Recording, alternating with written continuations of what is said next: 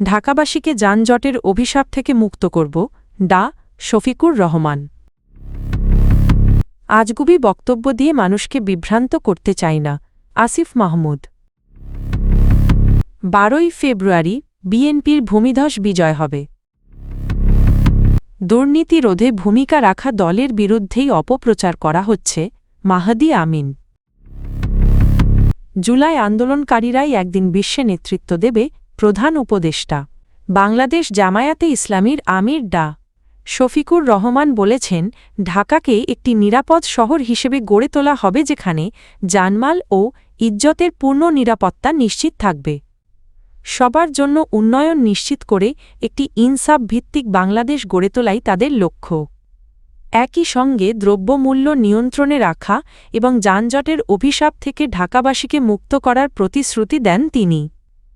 বুধবার 28শে জানুয়ারি আসন্ন ত্রয়োদশ জাতীয় সংসদ নির্বাচন উপলক্ষে নিজের নির্বাচনী এলাকা মিরপুর -15 এলাকায় গণসংযোগ শেষে সাংবাদিকদের সঙ্গে কথা বলার সময় এসব কথা বলেন জামায়াত আমির ডা. শফিকুর রহমান বলেন, ঢাকাকে আধুনিক ও বাসযোগ্য রাজধানী হিসেবে গড়ে তুলতে শিশু পার্ক, খেলার মাঠ ও সবুজায়ন নিশ্চিত করা হবে। নগরবাসীর মানসম্মত জীবনযাপনের জন্য পরিকল্পিত নগর ব্যবস্থাপনার ওপর গুরুত্ব দেওয়া হবে। মেট্রো রেলের পরিসর আরও সম্প্রসারণের পরিকল্পনার কথা জানিয়ে তিনি বলেন, জনগণ দায়িত্ব দিলে নগরের সব খাতে সুশৃঙ্খল ব্যবস্থাপনা ফিরিয়ে আনা হবে। বাস রুট ব্যবস্থাপনায় শৃঙ্খলা প্রতিষ্ঠা, ফুটপাথ দখলমুক্ত করা এবং স্থানীয় সড়কগুলোর পরিকল্পিত ও টেকসই সংস্কার করা হবে। তিনি আরও বলেন, জাতীয় যোগাযোগ ব্যবস্থার উন্নয়নের মাধ্যমে মিরপুরকে ঢাকার অন্যান্য অংশের সঙ্গে আরও কার্যকরভাবে যুক্ত করা হবে যাতে নগর জীবনের ভোগান্তি কমে এবং চলাচল সহজ হয়। জাতীয় নাগরিক পার্টির এনসিপি মুখপাত্র ও দলটির নির্বাচন পরিচালনা কমিটির চেয়ারম্যান আসিফ মাহমুদ সজীব ভূঁইয়া বলেছেন, এনসিপি এমন এক রাজনৈতিক নেতৃত্ব যারা প্রত্যন্ত অঞ্চলের অলিগলি থেকে উঠে এসেছে এবং ভয় দেখিয়ে মানুষের দরজায় দরজায় গিয়ে ম্যান্ডেট চায়। তিনি বলেন, জুলাই গণ অভ্যুত্থানে কোটি কোটি মানুষের অংশগ্রহণে শেখ হাসিনার মতো শক্তিশালী ফ্যাসিবাদকে বিতাড়িত করা নেতৃত্বই এনসিপি।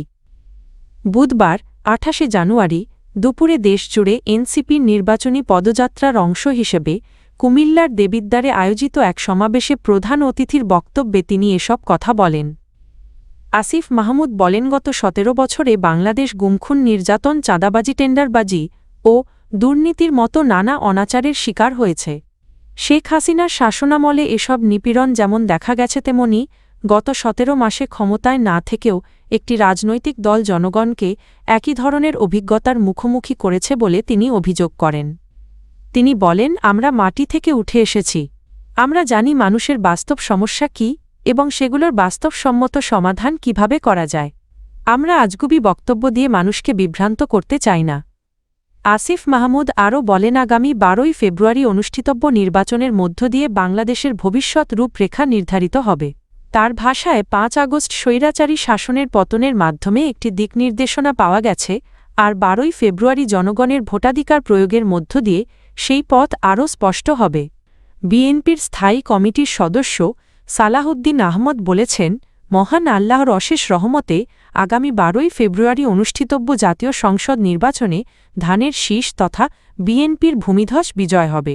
তিনি বলেন, জনগণের বিপুল সমর্থন ও জাতীয় ঐক্যের মধ্য দিয়ে বিএনপি এমন একটি সরকার গঠন করবে যার প্রকৃত মালিক হবে জনগণ। বুধবার 28শে জানুয়ারি সকাল 11টায় কক্সবাজারের চকরিয়া উপজেলার সাহারবিল বিএমএস উচ্চ বিদ্যালয় মাঠে অনুষ্ঠিত এক নির্বাচনী পথসভায় প্রধান অতিথির বক্তব্যে তিনি এসব কথা বলেন। সালাউদ্দিন আহমদ বলেন, আগামী 12 ফেব্রুয়ারির নির্বাচনের মধ্য দিয়ে জনগণ তাদের রাষ্ট্রের মালিকানা আবার ফিরে পাবে। আপনার ভোট আপনি দেবেন, যাকে খুশি তাকে দেবেন, আপনার পছন্দের প্রার্থীকে দেবেন। এভাবেই গণতন্ত্র শক্তিশালী হবে। তিনি বলেন, বিএনপি এমন একটি বাংলাদেশ গড়তে চায় যেখানে আর কখনো গুমের ঘটনা ঘটবে না। কোনো মা যেন আর তার সন্তান হারানোর বেদনা অনুভব না করেন, এটাই বিএনপির অঙ্গীকার। গণতন্ত্রের জন্য যারা সংগ্রাম করেছেন তাদের যথাযথ মর্যাদা নিশ্চিত করা হবে বলেও তিনি জানান। বিএনপির নির্বাচন পরিচালনা কমিটির মুখপাত্র ও দলের চেয়ারপারসনের উপদেষ্টা মাহাদি আমিন বলেছেন যে দল ধারাবাহিকভাবে দুর্নীতি দমনের শক্ত অবস্থান নিয়েছে এবং স্বাধীন দুর্নীতি দমন কমিশন দুদক গঠন করেছে। সেই দলের বিরুদ্ধেই এখন পরিকল্পিত অপপ্রচার চালানো হচ্ছে।